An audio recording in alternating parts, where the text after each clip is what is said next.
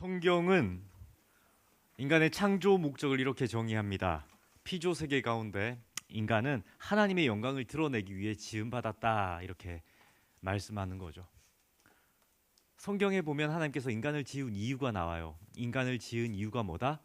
인간으로 하여금 사람들로 하여금 하나님의 영광을 드러내게 하기 위해서이다 이렇게 말씀하는 거죠. 그 근거가 창세기 1장 27절에 나옵니다. 27절에 이런 말씀이 있죠. 하나님이 자기 형상 곧 하나님의 형상대로 사람을 창조하시되 남자와 여자를 창조하시고 아멘. 즉 하나님의 형상을 피조 세계 하나님이 만드신 천하 만물 가운데 보여주시기 위해서 누구를 만들었다? 사람을 만들었다라는 거죠. 막 무언가를 만들어놔요. 막 만들고 나서 내가 했어, 나야 라는 걸 드러내기 위해서 이 피조 세계 가운데 누구를 만들었다고요? 사람을 만드신 거예요. 사람이 누구를 드러내는 거다? 하나님의 형상을 드러내는 것이다 이렇게 말씀하는 거죠. 그래서 원래 사람은 지음 받을 때부터 목적이 있는 거예요. 누구를 위한 목적이요? 하나님을 위한 목적이요. 그렇기 때문에 인간은요, 그 인간의 일생을 이렇게 돌아볼 때 나 중심으로 사는 것이 원래 아니라는 거죠. 우리는 무엇 때문에 지음받았다? 하나님의 형상을 드러내기 위해서, 하나님의 영광을 드러내기 위해서 지음받은 존재인 것입니다.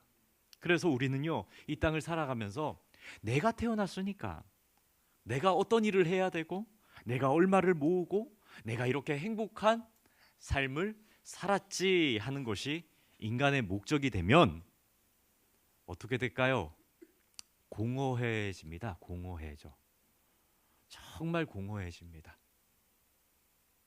선진 사회로 올라가면서요, 하나의 문화가 생겨나기 시작합니다. 잘 살면 잘 사는 나라일수록 젊은 세대가 뭘 꿈꾸는지 아십니까? 혹시 파이어족이라는 말 들어보셨어요? 파이어족? 은퇴를 빨리 하고 싶은 겁니다. 왜? 풍족하니까. 이 땅은 풍족하니까 미리 빨리 다 돈 벌어가지고 뭐 하려고요? 놀려고요. 인생을 자기 마음대로 한번 즐겨보려고요. 이게 지금 딱 저희 세대, 딱 40대 중반, 그죠? 아닌가요? 우리 성도님들도 다 그런 걸 꿈꾸시나요? 파이어족? 다 그게 꿈이라고요. 그런데 그렇게 살아가는 모든 세상 사람들, 그 삶이 행복할까요? 아니요, 공허하다는 말을 합니다. 공허하다. 다 가지고 다 누리고 잘 먹고 좋은 곳에 살고 좋은 것을 누리면 행복할 줄 알았는데 사람들이 공허하다라는 말을 해요. 왜요? 원래 인간은 인간 자체의 행복을 위해서 만들어진 존재가 아니기 때문에 그렇습니다. 목적대로 쓰임받지 못하면 공허한 겁니다. 목적대로 사용되지 못하면 용도가 다르기 때문에 행복하지 않은 거죠. 그래서 성경이 가르쳐주는 올바른 삶의 방향은요, 나 중심이 아닌 하나님의 중심이고, 또 어디를 향해야 되냐면 교회 공동체를 향해 가야 됩니다. 그리고 더 나아가서는요, 개인적으로는 어떤 삶을 살아야 하냐면 복음을 증거하는 삶을 살아갈 때에 참된 행복과 평안이 몰려옵니다. 우리 성도님들 아멘이십니까? 억지로 아멘이세요? 어떠십니까? 세상 사람들은 알 수 없는 이 행복의 비밀을 우리 성도님들은 정말 마음 깊이 아멘으로 화답하실 수가 있으십니까? 성도님들, 오늘 본문 창세기 2장은요, 하나님께서 이것을 강조하시는 문장으로 이루어져 있습니다. 우리가 이 땅을 살아가면서 어떠한 방식으로 살아야 되는가, 어떠한 목적을 가지고 어떠한 방향을 가지고 서로가 모여서 살아야 하는가를 하나님이 창세기 2장에 분명히 드러내고 있으십니다. 첫째는요, 우리 자막이 있나요? 예, 우리 함께 읽겠습니다. 하나님은 혼자 된 인간을 완성이라 말씀하지 않으셨습니다. 아멘. 본문 18절 상반절 말씀인데요, 여호와 하나님이 이르시되 사람이 혼자 사는 것이 어떻다고요? 좋지 아니하니. 아멘 말씀합니다. 사실 이 말씀은 창세기가 시작되고 난 후에 꽤 놀라운 말씀입니다. 왜냐하면 이제까지요, 창세기 1장부터 해서 하나님이 피조물을 만들고 나서 다 뭐라고 하십니까? 보시기에 좋았더라 얘기해요. 그리고 사실 이때 아담이 원죄를 지은 상황일까요? 안 지은 상황일까요? 안 지었어요. 하와가 없었잖아요. 안 지었다니까요. 그런데 하나님이 아담을 보시고 뭐라고 합니까? 사람이 혼자 사는 것이 좋지 않다 이렇게 말씀합니다. 처음으로 하나님이 좋지 않다 말씀하세요. 피조 세계를 보고 하나님이 만들어 놓으신 것을 보고 뭐가 안 좋으시다, 마음에 안 든다 이렇게 말씀하는 거예요. 그런데 뭐가 마음에 안 든다는 걸까요? 아담 네가 마음에 안 들어 이건가요? 아니요. 아담이 범죄하기 전이고요. 능력이 부족한 존재도 아니고요. 이때 아담은 하나님과 잘 교제했고요. 이때 아담은 하나님께서 명령하신 그죠? 에덴 동산을 관리하는 사명도 잘 감당하고 있었습니다. 그러니까 아담 네가 문제는 아니라는 거예요. 그럼 하나님이 아담의 뭐가 보기 안 좋으셨다고요? 혼자 사는 것이 보기 좋지 않았다라는 거예요. 즉 이 말씀의 의미는 인간의 어떠한 부족이나 결핍이 보기 안 좋다 이걸 말씀하시는 게 아니라 뭔가 부족하다는 거예요. 하나님의 형상을 드러내는 일에 있어서 혼자서는 약하다라는 거죠. 하나님의 형상을 드러내기 위해서는 무언가 관계가 있어야 되는데 함께 협력하는 어떠한 모습이 있어야 되는데 그게 없다라는 겁니다. 그래서 성경은 말씀하시는 거죠. 하나님의 형상은 홀로 존재하는 인간이 아니라 관계 속에서 공동체 속에서 서로가 합력하여 선을 이룰 때 선명하게 드러난다 말씀하는 것입니다. 그래서 전도서 4장 9절은요. 강조해서 말씀하시기를 이렇게 말씀합니다. 두 사람이 한 사람보다 나음은 그들이 수고함으로 좋은 상을 얻을 것임이라. 아멘. 아멘. 성도님들 우리가 하나님을 부를 때 어떤 하나님이라고 부릅니까? 성부, 성자, 성령. 그죠? 성부 하나님, 성자 예수님, 보혜사 성령님 이렇게 삼위일체 하나님이라고 부릅니다. 왜요? 하나님은 삼위로 계시지만 한 분 하나님이시다. 그래서 하나님은 한 분이시지만 삼위의 하나님이 서로 합력하여 이 땅을 다스리신다 이렇게 말씀합니다. 이게 삼위일체죠. 이와 같이 하나님은 인간의 형상을 지으실 때 개개인에게도 하나님의 형상을 주셨지만 개개인이 아니라 어떻게? 서로가 모여서 합력할 때 선을 이루는 것을 바라셨다는 것을 말씀합니다. 결국 하나님은요 인간을 지으실 때 처음부터 어떻게 해요? 공동체적 삶을 살기를 바라면서 인간을 설계하셨습니다. 자 이제 둘째인데요. 둘째 우리 함께 읽겠습니다.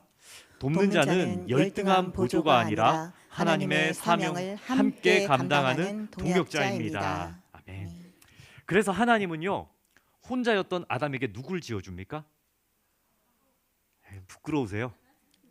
하와요. 하와. 아담이 선봤나요? 예, 선봤죠. 뭐 하나님이 만들어서 만나게 하셨잖아요. 그죠? 근데 하나님께서 아담에게 하와를 지어주면서 하와를 어떤 사람이라고 소개합니까? 맞아요? 정말이에요? 예, 성경이 그렇게 기록되어 있잖아요. 아담에게 하와를 소개할 때 누구라고 소개한다고요? 예, 돕는 배필로 소개합니다. 성도님들 이거 어떻게 받아들이고 있으십니까? 남자에게 하나님께서 여자를 주셨는데 여자를 돕는 배필이라고 주셨어. 이걸 어떻게 받아들이시냐고요. 여기서 돕는 자라는 말, 이 에젤이라는 원어인데요. 이 에젤이라는 단어는 결코 낮은 위치를 의미하지 않습니다. 시편 121편 2절에 이렇게 시인이 노래하는 구절이 있어요. 나의 도움은 천지를 지으신 여호와에게서로다. 아멘. 이 구절 여기서 도움이란 단어가 나옵니까? 안 나옵니까? 나오죠. 나의 도움은 곧 누구라고요? 천지를 지으신 누구라고요? 여호와. 여호와에게서 오는 도움이라고 얘기할 때 이 도움도 에젤이란 똑같은 단어를 사용합니다. 그러면 보십시오. 여기서 돕는 자라는 게 무슨 의미일까요? 이 돕는 자라는 것은 하나님께서 인간을 돕는 것과 같은 도움을 베푸는 자라는 뜻을 가지는 거겠죠. 다시 한번 쉽게 말해서요, 하와는 그저 아담의 편의를 돕기 위해서 아담이 밥 차려 그러면 밥을 차리고, 설거지해 그러면 설거지하고, 청소해 그러면 청소하고. 경상도 남자는 끝나잖아요, 그죠? 아침에 일어나서 밥 차려라, 밥 먹자, 그리고 집에 와서 뭐라 그럽니까? 자자. 뭐 이렇게 해서 끝나는, 그게 아니라는 거예요. 여기서 하나님께서 도움이라고 주신 이 도움의 존재는요, 아담의 허드렛 일을 보조하기 위해 지음받은 존재가 아니라는 거죠. 그럼 이 도움은 무슨 도움일까요? 하와는요, 하나님께서 아담에게 맡기신 사명이 있죠. 아담에게 맡기신 사명, 그 사명을 이 땅에서 잘 구현할 수 있도록 아담이 부족할 때 어떻게 하라고요? 그 사명의 동력자로 하와를 보내셨다라는 의미입니다. 그러니까 아담에게 있어 하와는요, 하나님의 뜻을 이루기 위한 동력자입니다. 동력자. 더 큰 능력으로 나의 도움이 어디서 올꼬? 천지를 지으신 여호와에게서로다라고 시인이 간구하는 것처럼, 하와는 아담에게 있어 하나님의 사명을 이루게 하기 위한 동력자로 보내셨다라는 게 이 구절의 참된 의미인 거죠. 그래서 아담은 그렇게 돕는 배필로 지음받은 하와를 보고 23절에 뭐라고 고백합니까? 예, 이는 내 뼈 중에 뼈요, 또요 살 중에 살이라. 예, 다이어트 같은 여성분들은 안 좋아하는 그런 말일지도 모르겠지만, 이는 내 뼈 중에 뼈요, 내 살 중에 살. 이게 무슨 말이에요? 이게 무슨 프로포즈인가요? 나 너 너무 마음에 들어, 뭐 그런 건가요? 그게 아니라는 거예요.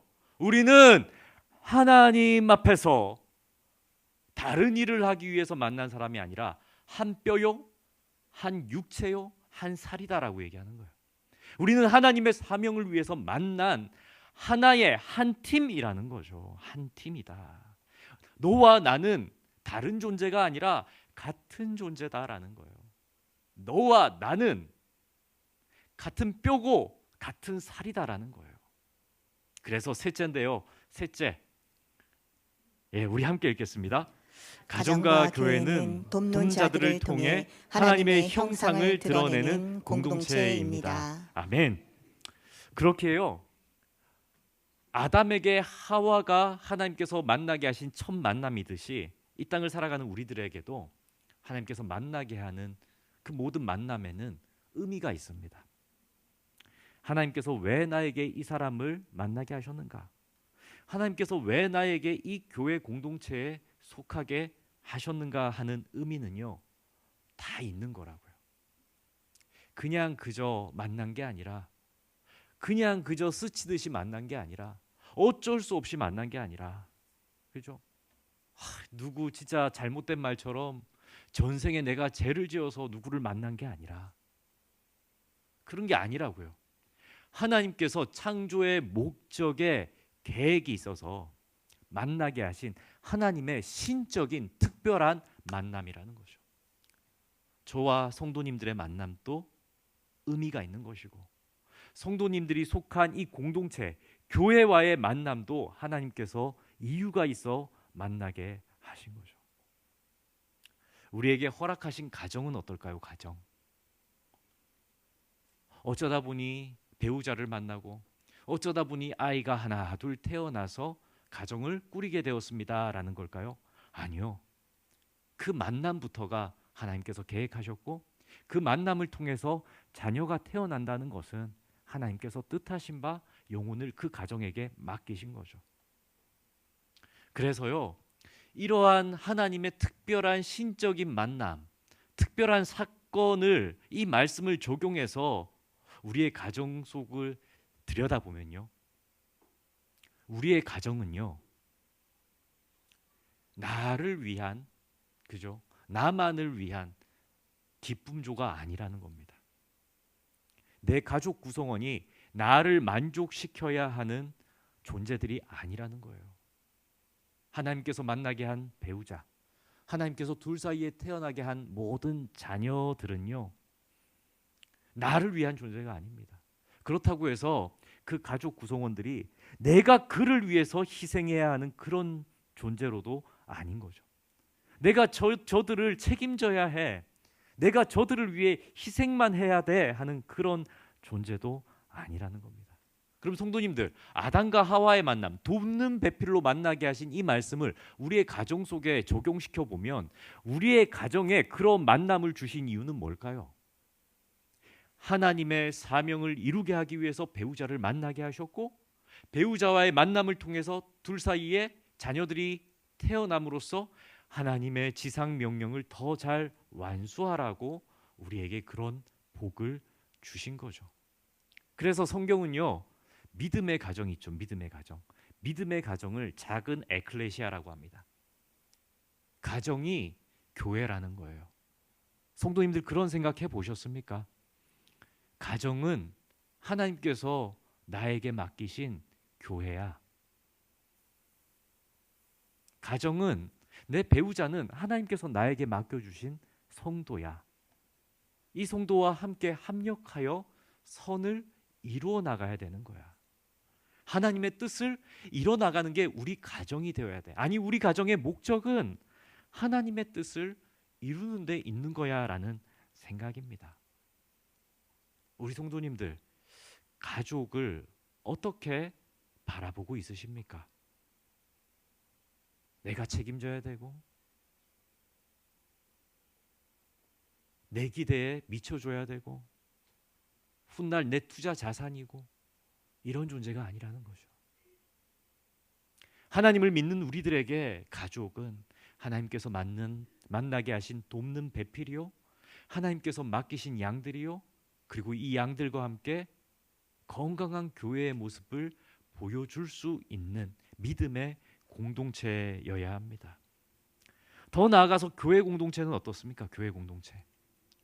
교회 공동체도요, 몇몇 사람들이 위주로 세워지고 나머지 사람들은 그렇게 세워진 사람들을 위해서 보조하는 존재로 살아가는 그런 공동체가 결코 아닙니다. 사도 바울은 이 교회에 대해서요, 고린도전서 12장에 말씀합니다. 몸은 하나인데 많은 지체가 있고 지체가 많으나 한 몸이라. 아멘. 교회 공동체에 이 수많은 지체들이 있지 않습니까? 그런데 한 몸인 거예요. 너하고 나하고는 남이고, 너하고 나하고는 싸우고, 너하고 나하고 어떻게 다투고 하는 그런 존재가 아니라는 거예요. 우리는 다툴 필요가 없는 한 몸이라는 겁니다. 그래서요? 그래서 한 몸을 이루는데 뭐요? 라고 할 때 사도 바울은 또 얘기해요. 고린도전서 12장 25절에 각 지체가 서로를 돌보게 하셨느니라. 아멘. 하나님께서 만나게 해서 한 몸을 이루게 해서 뭐 하게 하셨다고요? 서로 돌보게 하셨다고요. 뭐 하게 하셨다고요? 아이, 좀 해보세요. 입술을 벌려서 얘기해 보세요. 뭐 하게 하셨다고요? 돌보고 있으십니까?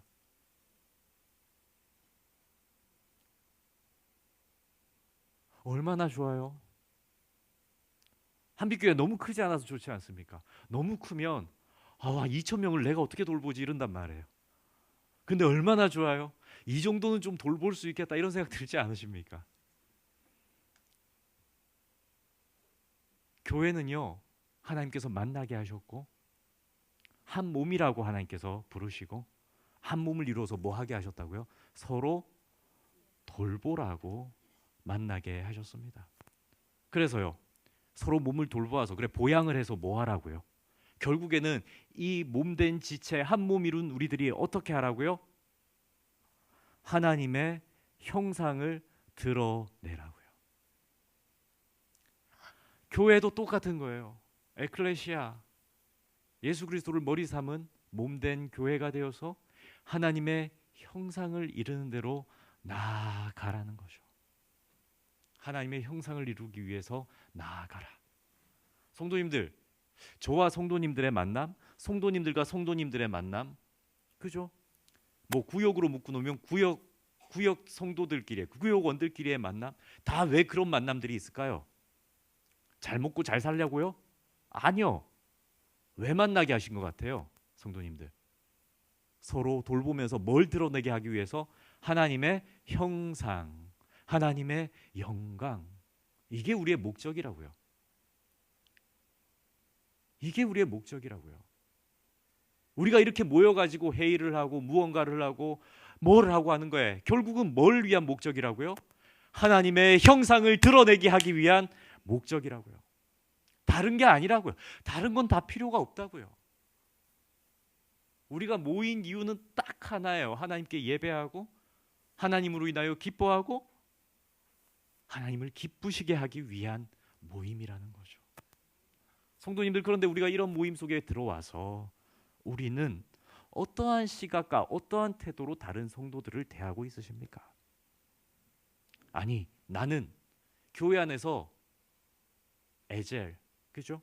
돕는 자로 있으십니까? 아니면 나의 필요를 알아달라고, 내 필요를 채우기 위해서 이들을 만나고 있으십니까? 어떠세요?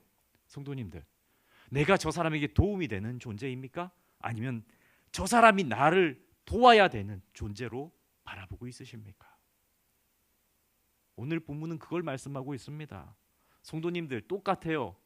나의 가정, 나의 식구들, 나의 자녀들은 성도님들에게 어떤 의미입니까? 내가 돕는 자로 그들을 바라보고 있습니까? 아니면 그들을 나를 돕는 자로 여기고 있으십니까? 다 틀린 거예요. 다 틀린 거. 서로 왜 도와야 되는가? 서로 왜 필요가 되어야 되는가? 서로가 뭘 위해 도와야 되는가라고 봤을 때 뭘 위해 도와야 된다고요? 하나님의 형상을 드러내는 관계가 되기 위해 도우라는 거죠. 이 목적이 없이 그저 돕기만 해도 안 되는 겁니다. 성경은요, 분명히 말씀합니다. 너희의 가정과 너희의 교회는 하나님의 형상을 드러내기 위해 지음 받았다라는 거죠. 그리고 나로 인해서 나의 가족이, 나의 가족원들이 하나님의 형상을 세워가는데 도움을 받아야 하고, 나로 인해서 내가 속한 교회가 하나님의 형상을 이뤄가는데 도움을 받을 수 있어야 된다라고 말씀합니다. 성도님들, 제 설교가 어려우세요? 아니죠. 너무 쉽지 않아요. 귀에 쏙쏙 들어오죠. 우리가 왜 살아야 된다고요? 하나님의 형상을 드러내기 위해서 돕는 자로 살아야 한다고요. 근데 성도님들, 이 돕는 자가요, 아무나 될 수 없대요. 아무나 될 수 없대요. 그래서 그런가? 이 돕는 자는요, 아무나 감당할 수 없다고 성경도 말씀을 합니다. 잠언 14장 1절에 이렇게 말씀하죠. 오직 지혜 있는 자만이 그렇게 가정을 세워갈 수 있다 말씀하는 겁니다. 오직 지혜 있는 자만이 공동체를 그렇게 세워갈 수 있다. 오직 지혜 있는 자만이 에클레시아를 하나님의 형상으로 만들어갈 수 있다, 이렇게 말씀하는 거예요. 여기서 지혜라는 게 하나님의 말씀입니다. 말씀. 우리는요, 이 땅을 살아가면서 너무 많이 속으며 살아왔습니다. 가족 최고, 우리의 자녀들은 남부럽지 않게 키워야 돼. 인류대학으로 보내야 돼. 왜? 내 아들 내 딸이 잘 되는 게 곧 내가 잘 되는 거야 하면서 세상이 계속 우리를 잘못 속여왔습니다. 그래서 속았어요. 속고 살아왔어요. 내 아들 내 딸이 좋은 대학, 좋은 곳에 취업하고 돈 많이 벌고 나는 그저 희생하고, 그래서 아이들이 나보다 더 잘 살게 되는 거, 배 고프지 않고 배 굶지 않고 사는 거, 이렇게 해줘야 되는 걸로 세상이 가르쳤거든요. 그리고 지금도 부모님들 그런 생각하지 않으세요? 내 자녀에게 밥 벌어먹는 기술 하나는 내가 가르쳐줘야지, 이런 생각들을 하고 살았다고요. 하나님이 근데 그렇게 말씀하셨습니까? 하나님께서 우리에게 자녀를 줄 때, 야, 내가 너한테 양떼를 맡길 테니 이 양떼가 물고기 잡는 방법은 너희가 가르쳐줘야 돼, 이렇게 가르치셨냐고요. 하나님 절대 그렇게 안 가르치셨어요. 복음을 가르치라 말씀하시고 예수님의 제자 삼으라 말씀하셨죠. 우리는 세상에 자꾸 속아요. 배우자만은 내 편이어야 된다, 막 이런 생각을 하고, 그죠? 자녀들은 내 기대를 만족시키는 존재가 될 때까지 내가 어떻게든 서포트해야 되고 이렇게 속으며 살았다고요. 성경은 다 아니래요. 그거 잘못된 거래요. 그렇게 사는 거 아니래요. 성경은 어떻게 살으라고 합니까? 배우자를 만나고 그 관계 속에서 자녀가 태어나는 모든 이유는 하나님의 창조의 계획이 있는데 뭘 위해서다? 하나님의 형상을 드러내는 가정으로 살으라고 보내셨다라는 거죠. 성도님들, 이게 성경의 원리입니다. 이게 성경의 원리. 먹고 사는 문제, 나머지 모든 책임들은 누구에게 맡겨라? 하나님께 맡겨라. 그리고 뭘 강조하셨냐고요? 뭘? 가정 속에서도 너희가 왜 아웅다웅하냐? 왜 다투냐? 다툴 수도 있지. 근데 다투는 이유가 중요하다고요. 왜 다퉈야 돼요? 야, 너 예수님한테 그렇게 섬겨서 되겠니? 하면서 다투신 분들 혹시 계십니까? 야, 너 하나님의 일을 그렇게 해서 되겠어? 하면서 막 싸우신 분 계시냐고요. 하나님은 하나님의 형상을 드러내는 관계로 만들어 가라고 그것을 우리에게 말씀하십니다.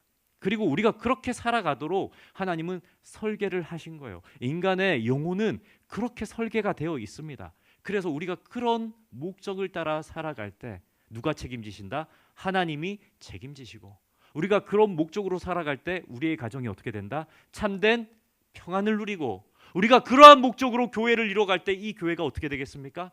하나님께서 부흥시키시고. 아멘이십니까? 아멘이야, 아멘. 이처럼 우리는요, 창세기 2장 말씀을 통해서 하나님께서 인간 혼자가 아니라 공동체로 서로가 돕는 관계로 지으셨다는 사실을 봅니다. 마지막입니다. 그러면 이렇게 세움받은 공동체가 최종으로 향하는 목적이 뭐라고요? 하나님의 형상을 드러내는 것이죠. 하나님의 형상을 드러내는 것. 그래서 에베소서는 교회론을 잘 설명한 사도 바울의 성경입니다. 사도 바울이 교회에 대해서 얘기할 때 에베소서에 교회란 어떤 것이다라는 걸 잘 드러내줘요. 에베소서 5장 23절과 24절 말씀인데요. 우리 함께 읽겠습니다. 이는 남편이 아내의 머리됨이 그리스도께서 교회의 머리됨과 같음이니 그가 바로 몸의 구주시니라. 그러므로 교회가 그리스도에게 하듯 아내들도 범사에 자기 남편에게 복종할지니라. 아멘, 아멘, 아멘. 이는 남편이 아내의 머리됨이니 그리스도께서 교회의 머리됨과 같음이니 그가 바로 몸의 구주시라. 그러므로 교회가 그리스도에게 하듯 아내들도 범사에 자기 남편에게 복종할지니라. 아멘. 바울은요, 교회를 설명하기 위해서 가족의 관계를 빗대어서 가져오는 겁니다. 아내들아, 남편에게 순종하지? 그것처럼 교회는 그리스도에게 복종해야 돼라는 것을 설명하기 위해서 이 가족 관계와 교회와 예수 그리스도의 관계를 비유로 설명합니다.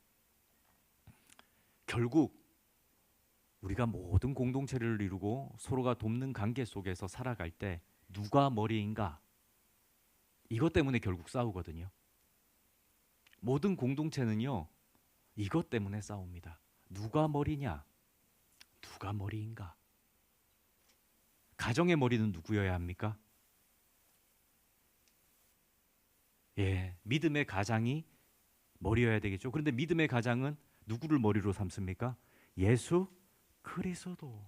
예수 그리스도. 이게 창조의 질서입니다. 그럼 교회는요?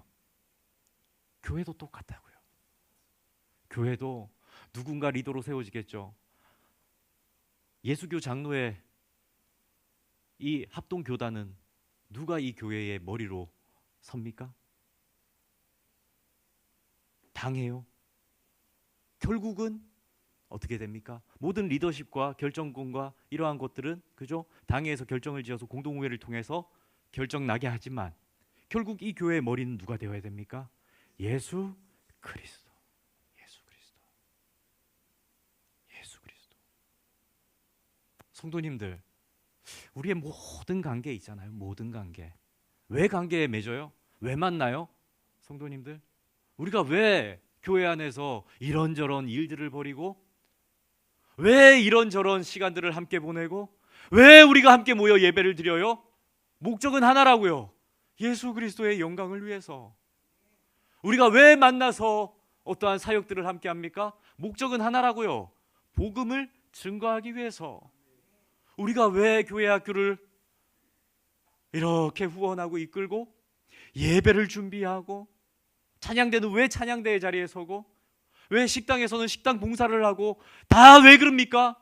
힘들고 어려운데 바쁜데 왜 그렇게 해야 됩니까? 목적은 하나라고요. 예수 그리스도.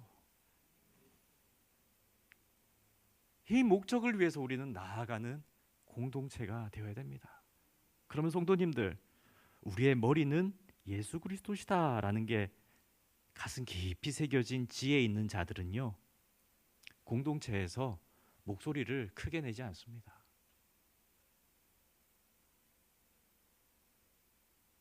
자애로운 부모가 자녀에게 다그치는 부모는 잘 없죠. 지혜로운 부모는 윽박질러서 자녀를 가르치지 않습니다. 어떻게 합니까? 그 필요를 느끼게끔 보여준다는 겁니다. 그래서 어떻게 합니까? 그래서 어떻게? 결국은 선한 길을 걷게 하도록, 결국은 하나님의 형상을 보여주도록 그렇게 자연스럽게, 그죠? 조화롭게 합력해서 선을 만들어가는 거죠. 사랑하는 성도님들, 하나님은 서로가 서로를 도와서 하나님의 형상을 드러내는 공동체로 살라고 이 지역 땅에 한빛교회를 세우셨음을 믿습니다. 이 한빛교회는요, 누구의 교회도 아니고 누구의 주장대로 이끌어져야 되는 교회도 아니고 머리 대신 오직 예수 그리스도의 뜻대로 이끌어져야 하는 교회임을 믿습니다. 아멘이시죠? 예수 그리스도의 머리 대신 말에 몸된 지체된 우리들이 서로 어떻게 해야 되는 교회입니까?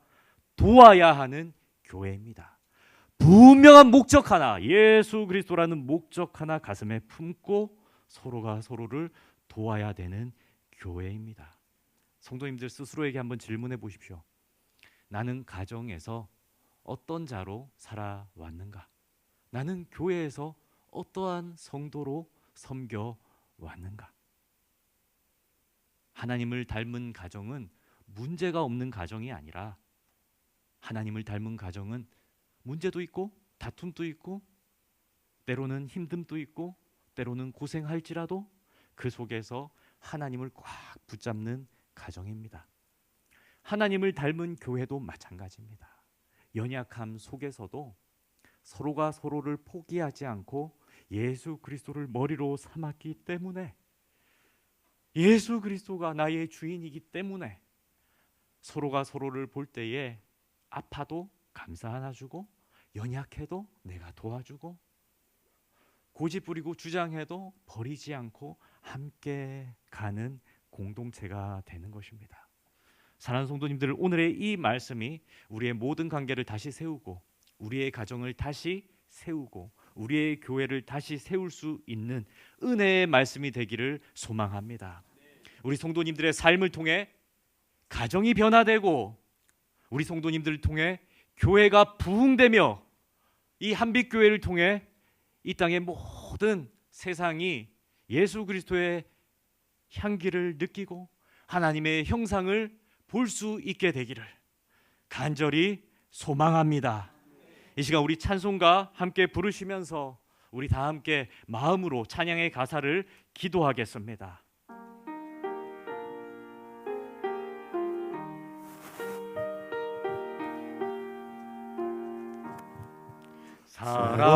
사랑하는 주님 앞에 형제자매